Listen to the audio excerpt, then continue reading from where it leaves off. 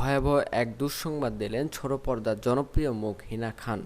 বলিউডে তুমুল জনপ্রিয় অভিনেত্রী মনীষা কৈরাল ও সোনালী বেন্দ্রের মতো তিনিও আক্রান্ত হয়েছেন ক্যান্সারে। যদিও মনীষা সোনালী ক্যান্সারকে জয় করেছেন, ফিরেছেন স্বাভাবিক জীবনে, এবার নতুন করে আক্রান্ত হলেন হিনা খান। নিজেই জানালেন অসুস্থতার কথা।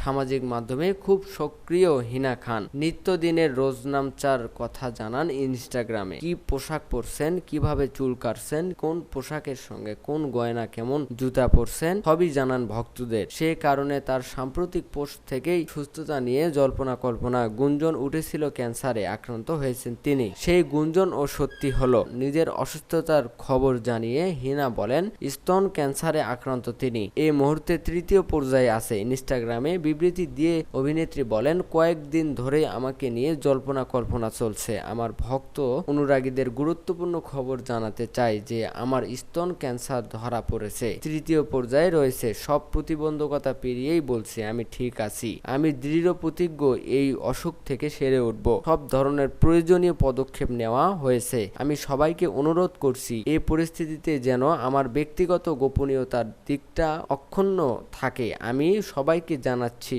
এই কঠিন সময়ে আমার পাশে পরিবার, পরিজন ও ভালোবাসা মানুষেরা আছেন। এদিকে হিনার এই পোস্টের পরই ঝড়ের গতিতে ছড়িয়ে পড়েছে সামাজিক যোগাযোগ মাধ্যম থেকে গণমাধ্যমে। অভিনেত্রী দ্রুত সুস্থতা কামনা করেছেন তারকা সহকর্মী থেকে শুরু করে ভক্ত, অনুরাগী ও বন্ধুরা।